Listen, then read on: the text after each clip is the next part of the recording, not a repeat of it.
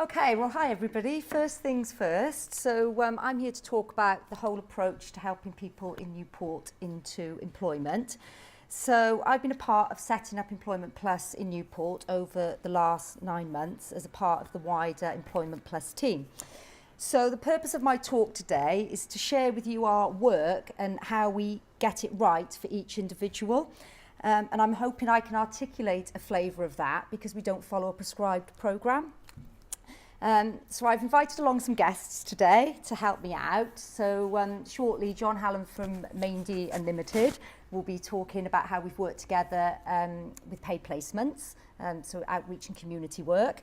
And also we've got Karen in the front, who is a participant who is just waiting for a DBS to come back. She has a secure job to go to. We've just been doing all the start paperwork and has been engaged on the programme for a number of months.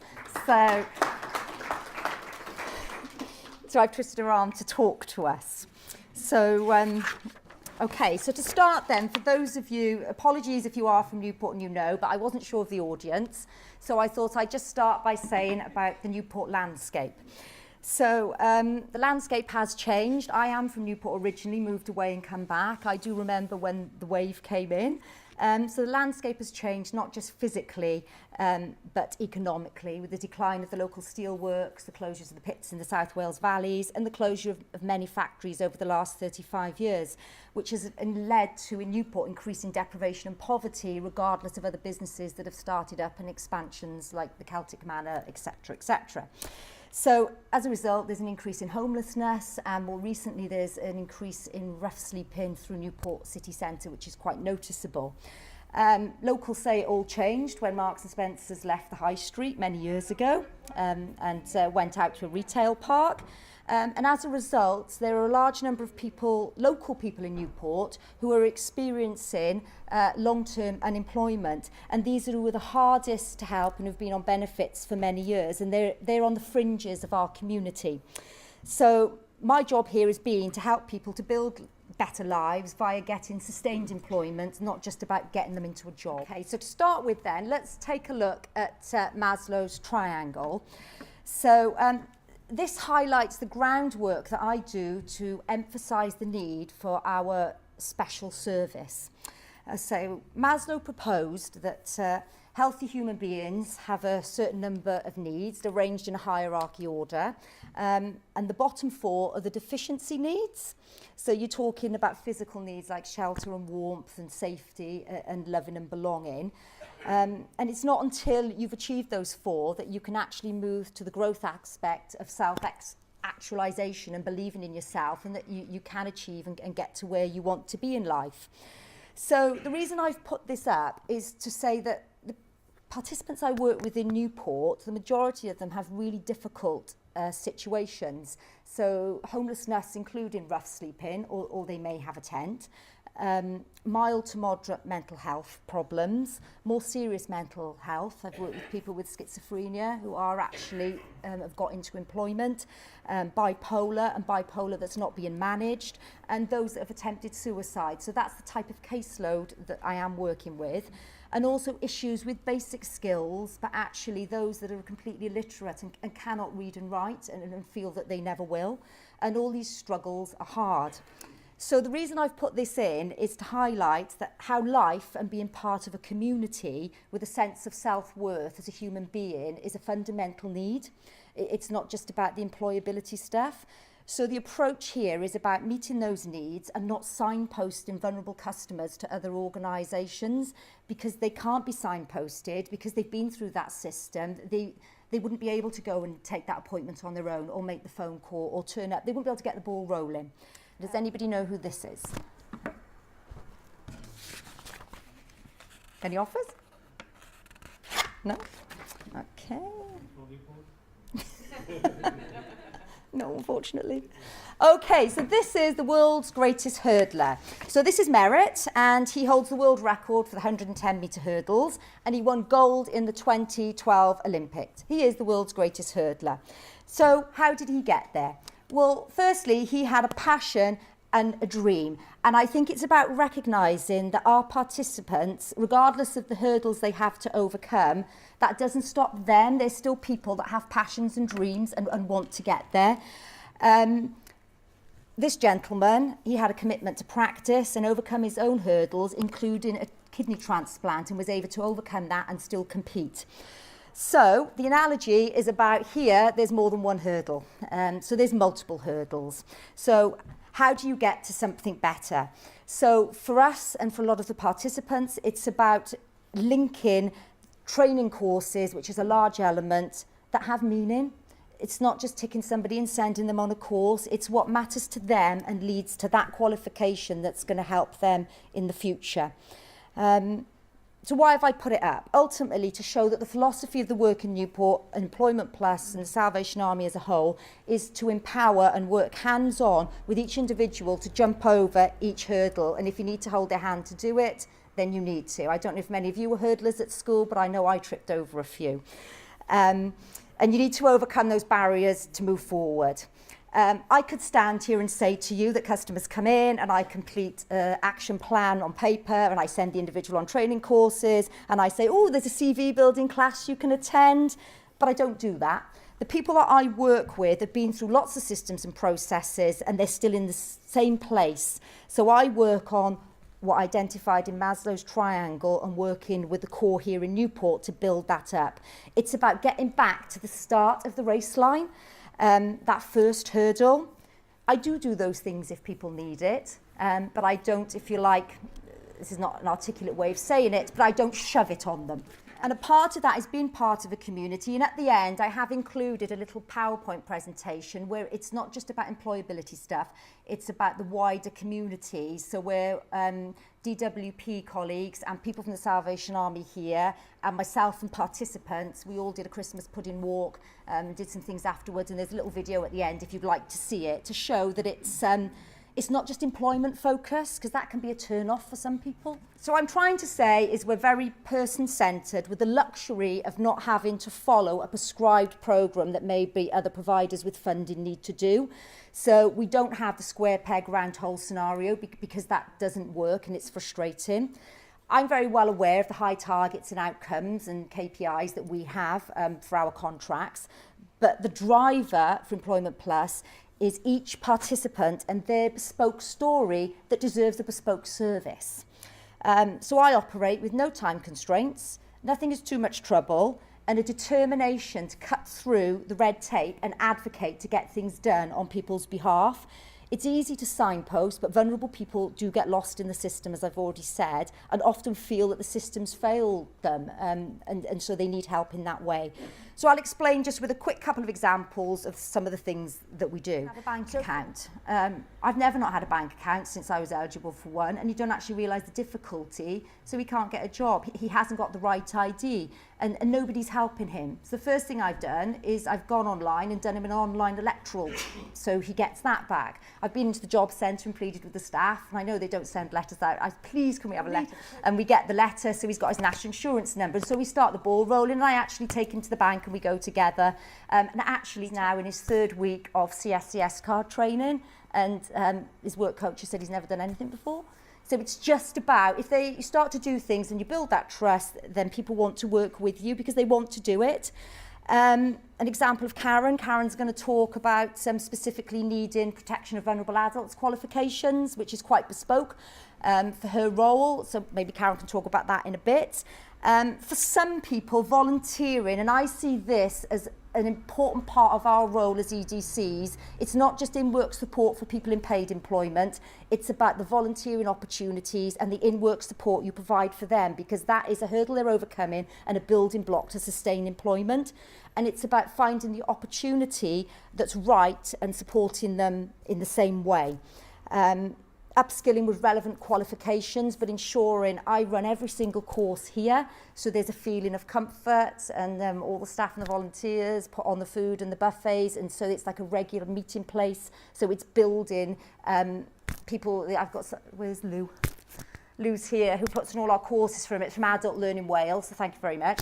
But we have like maximum 16 on a course because they keep coming back upskilling because of that feeling of like love and friendship, and that they feel they're part of it.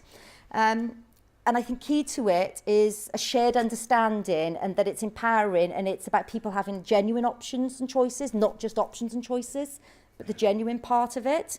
Another part for us is the paid placements, which is an opportunity for people to go into work for up to 6 months full-time, paid at national living wage, which for some is a lifeline, and getting them experience and references for their CV and an opportunity. So John will be talking about our work in this area shortly. So I suppose what I'm trying to say is that it's a bespoke service that's tailor-made for each individual. So we are like the Savile Row tailors. We're premium, we're tailored, and we're bespoke. And I think that's what makes us niche. So very quickly, the colleagues in the front will know who this is. He, unemployed, homeless, cannot read and write, met me and he said, I want a job. I can't live like this, but I'll never get a job. I said, why wouldn't you get a job? He said, nobody will give me a job. I said, you will get a job. I said, I believe that you'll get a job. And 3 months later, he went into employment. And 4 months later, he's still there. And he does a minimum of 40 hours a week. He's a night shift worker in a factory in Newport.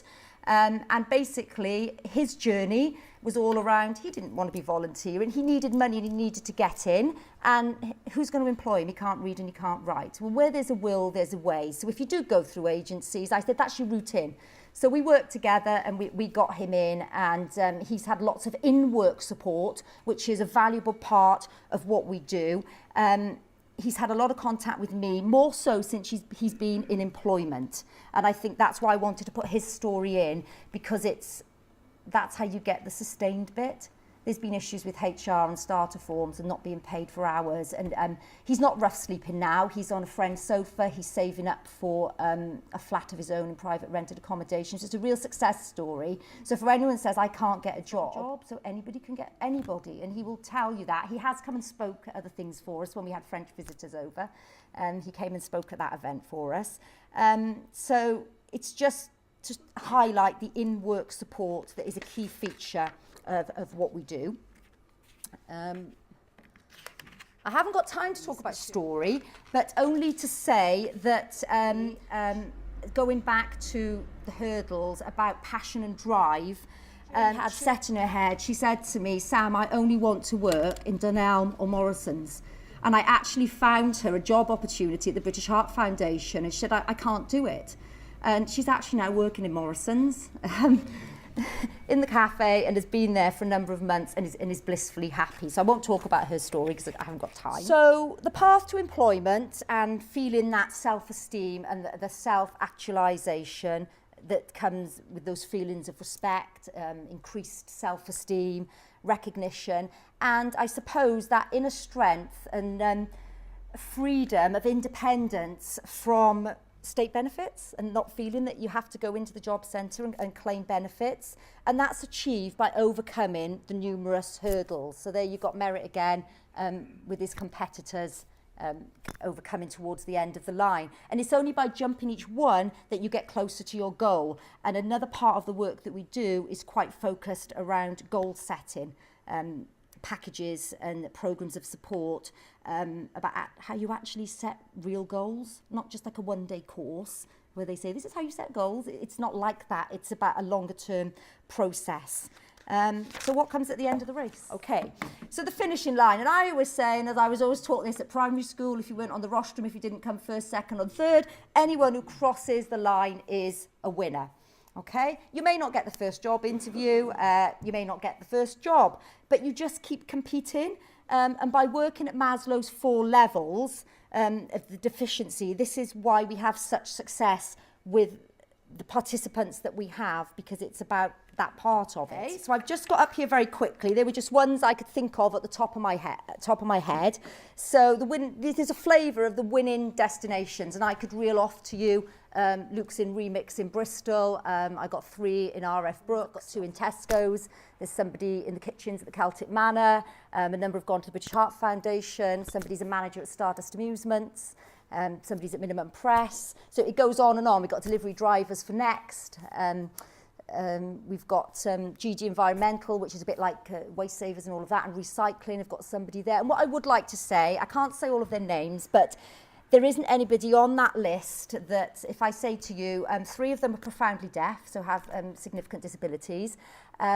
6 of them are ex-offenders and have come through the prison service and have actually had quite a lot of prejudice, and some have had long stints, like over 10 years in prison, and have managed to get into work. And there's quite a lot with mental health and obviously homelessness. About 4 of those are being homeless, and when I mean homeless, I mean rough sleeping was the start of their journey when I met them.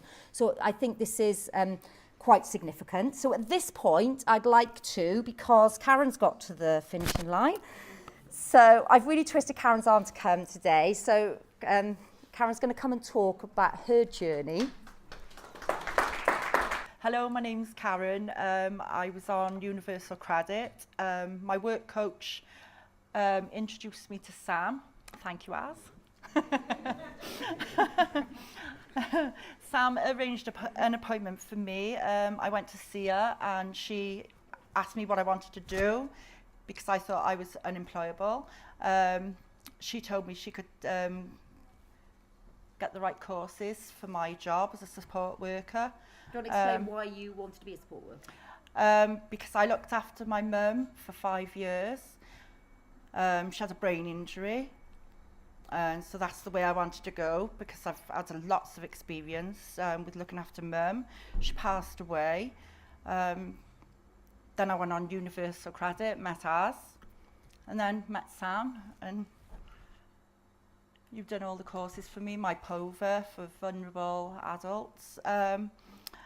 She helped me with my interview techniques. I've now got a job, just waiting for my police check to come back.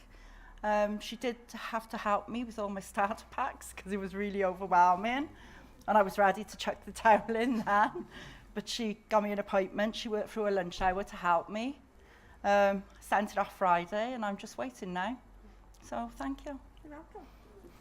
Well done, Karen. Really did it. So before I hand over to John, I just want to show you this. I could have ended with a quote I'd pulled from the internet of inspirational quotes, but instead I decided to share a quote that came via text message, who has only recently joined the programme. It's the first thing he did with me on the 9th of January. And I got, "Good morning, Sam. Had a good day," as my heart sank, thinking it was like Job Club first off. Stephen's 60, but was a bit sceptical about working with us. Now know being different, being asked, not told to do is much better. I've been to many presentations over the years, but there's more you can do than any others, this Employment Plus Salvation Army, so thank you. So I think that sort of says the sort of ethos of what we're trying to do with our niche provision.